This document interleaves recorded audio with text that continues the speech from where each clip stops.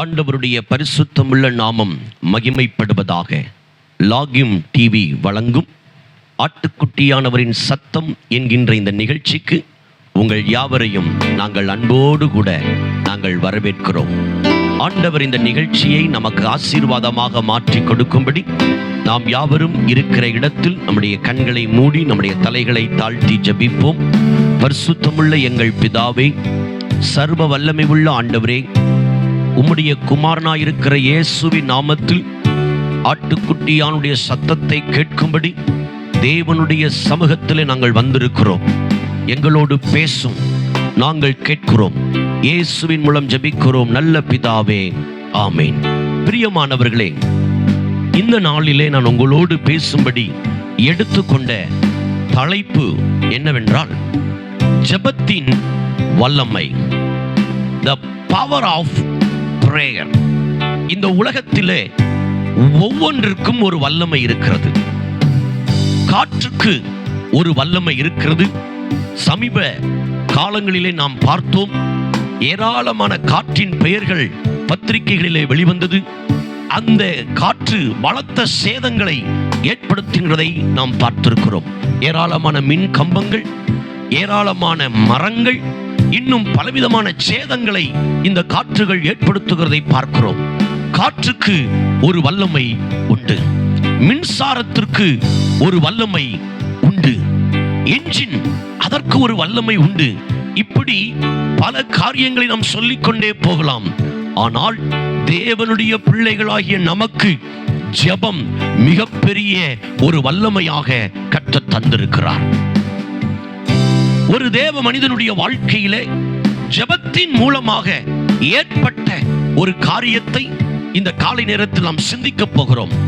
இதற்கு ஆதாரமாக மத்தேயு எழுதின சுவிசேஷ புத்தகம் 21வது அதிகாரம் 22வது வசனத்தை நான் உங்களுக்காக வாசிக்கிறேன். மேலும் நீங்கள் விசுவாசம் உள்ளவர்களாய் ஜெபத்தில் எவைகளை கேட்பீர்களோ அவைகளை எல்லாம் பெற்றுக் கொள்வீர்கள். ஜெபத்தில் எவைகளை கேட்பீர்களோ அவைகளை பெற்றுக் கொள்வீர்கள். 1832வது வருடம் இங்கிலாந்து தேசத்தில் பிறந்த ஹட்சன் டெய்லர் என்கிற ஒரு தேவ மனிதனுடைய ஜெப வாழ்க்கையை இந்த காலை நேரத்தில் நாம் தியானிக்க போகிறோம். அந்த தேவ மனிதன் அதிகமான நேரங்கள் ஜெபத்திற்கு ஒதுக்கக்கூடிய ஒரு தேவ மனிதனாக காணப்பட்டார். அவர் அப்படி ஜெபித்தபடியினால் அவர் ஒரு சாதாரண நிலைமையிலிருந்து மருத்துவராக மாறினார். 2 மருத்துவமனைகளுக்கும் மேல் அவர் நிறுவியிருக்கிறார். சுமார் 1700 மக்களை ஆத்ம ஆதாயம் செய்து ரட்சிப்புக்குள் நடத்தி இருக்கிறார். 849 மிஷனரிகளை உருவாக்கி இருக்கிறார்.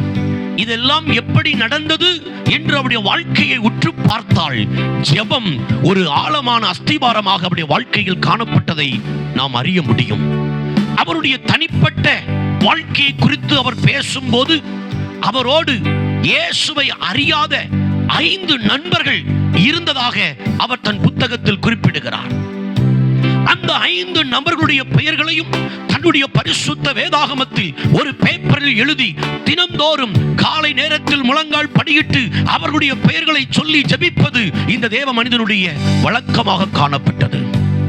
அப்படி அவர் போராடி ஜெபித்த அந்த ஜெபத்தின் விளைவு, ஒரு வருடத்திற்குள் முதல் நண்பன் ஆண்டவராயிருக்கிற இயேசு கிறிஸ்துவை தன் சொந்த இரட்சகராக ஏற்றுக்கொண்டான். இப்படி 2ஆம் ஆண்டு, 3ஆம் ஆண்டு, 4ஆம் ஆண்டு என்று சொல்லி 4 நண்பர்களையும் ஜெபத்தின் மூலம் கிறிஸ்துவுக்குள் ஆதாயப்படுத்திக் கொண்டார்.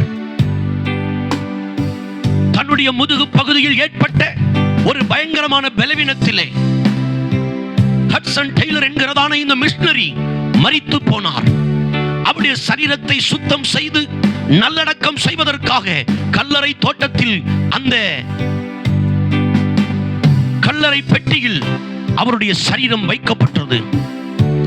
இறுதியாக அந்த கல்லறையிலே நல்லடக்கம் செய்வதற்காக வந்திருந்த போதகர் ஆண்டவருடைய அன்பை குறித்து பிரசங்கித்த போது தன்னுடைய 5வது ரட்சிக்கப்படாத நண்பன் மரித்து கிடக்கிற கட்சன் டெய்லருடைய உடலுக்கு அருகாமையில் நின்று மன வருத்தத்தோடு நின்று கொண்டிருந்தார். ஆனால் அந்த பிரசங்க வார்த்தைகள் 5வது நண்பனுடைய இருதயத்தை அசைத்தது. அந்த கல்லறை தோட்டத்திலேயே ஆண்டவராய் இருக்கிற இயேசு கிறிஸ்துவை தன் சொந்த இரட்சகராக ஏற்றுக்கொண்டான். தான் மரித்த போதும் கூட 5வது நண்பனை கிறிஸ்துவுக்குள் ஆதாயம் பண்ணின கட்சன் டெய்லரை இன்றைக்கு நாம் பின்பற்ற கடமைப்பட்டிருக்கிறோம். தன்னுடைய வாழ்க்கையில எல்லாவற்றையும் ஜெபத்தின் மூலமாய் செய்ததான கட்சன் டெய்லர் நமக்கு ஒரு முன்மாதிரியாய் காணப்படுகிறார். இன்றைக்கு நீங்கள் கூட உங்களுடைய வேலை, உங்களுடைய தொழில், உங்களுடைய திருமணம், உங்களுடைய படிப்பு, உங்களுடைய வாழ்க்கையில் இருக்கிற பொருளாதார கஷ்டங்கள், உங்களுடைய வாழ்க்கையில் இருக்கிற பல காரியங்களுக்காக தேவ சமூகத்தில் நீங்கள் ஜெபிப்பீர்கள் என்று சொன்னால் ஆண்டவர் நிச்சயம் உங்கள் வாழ்க்கையில் அற்புதம் செய்வார் என்பதில் சந்தேகம் இல்லை. ஜெபத்தின் மூலமாய் மிகப்பெரிய காரியங்களை கட்சன் டெய்லர் செய்தார். உங்கள் குடும்பத்தாருடைய ரட்சிப்பாய் இருக்கலாம், உங்கள் சரீர சுகமாய் இருக்கலாம், உங்களுடைய ஊழியமாய் இருக்கலாம், உங்களுடைய வாழ்க்கையின் விடுதலையாய் இருக்கலாம். எதுவாக இருந்தாலும் தேவ சமூகத்தில் நீங்களும் நானும் அதிகமாய் நேரம் எடுத்து ஜெபிக்கும் போது ஆண்டவர் அதில் கிரியை செய்கிறார் என்பதை நாம் அறிந்திருக்கிறோம். இந்த காலை நேரத்தில் ஜெபிப்பதற்கு எத்தனை பேர் ஆயத்தமாய் இருக்கிறீர்கள்? கட்சன் டெய்லரை போல மணிக்கணக்காய் தேவ சமூகத்தில் அமர்ந்திருந்து ஜெபிக்க எனக்கு கிருபை தாரும் என்று சொல்லுகிறவர்கள் தேவ சமூகத்துக்கு நேராய் என்னோடு ஜெபத்தில் இணைந்து கொள்வீர்களா? நல்ல ஆண்டவரே, சீன தேசத்திலே பிறந்த கட்சன் டெய்லர் இயேசுவை ஏற்றுக்கொண்ட பிற்பாடு அதிகமான நேரங்கள் ஜெபத்தில் செலவிட்டு தன்னுடைய வாழ்க்கையின் எல்லா வெற்றியான காரியங்களுக்கும் ஜெபம் அவருடைய வாழ்க்கையில மிகவும் ஆண்டவரே ஒரு காரணமாய் இருந்து என்று நாங்கள் பார்க்கிறோம். இன்றைக்கு இந்த நிகழ்ச்சியை பார்க்கிற நாங்களும் எங்கள் வாழ்க்கையில ஜெபத்துக்கு அதிக முக்கியத்துவம் கொடுக்க எங்களை அர்ப்பணிக்கிறோம். இன்றைக்கு ஜெபிக்க உட்கார்ந்தா தூக்கம் வருகிறது, ஜெபிக்க உட்கார்ந்தா கொட்டாவியாய் வருகிறது, ஜெபிக்க உட்கார்ந்தா என் சிந்தனை மண்டலங்களிலே பல மாற்றங்கள் வருகிறது என்று சோர்வோடு இருக்கிற பல கர்த்தருடைய பிள்ளைகள் உண்டு. இன்றைக்கு இந்த வார்த்தைகளை எங்களை உற்சாகப்படுத்தட்டும். நாங்களும் பல மணி நேரங்கள் தேவ சமூகத்தில் அமர்ந்திருந்து ஆண்டவருடைய வாழ்க்கையின் எல்லா காரியங்களையும் ஜெபத்தின் மூலம் பெற்றுக்கொள்ள எங்களுக்கு கிருபை தாரும், ஆசீர்வதியும் வழி நடத்தும்.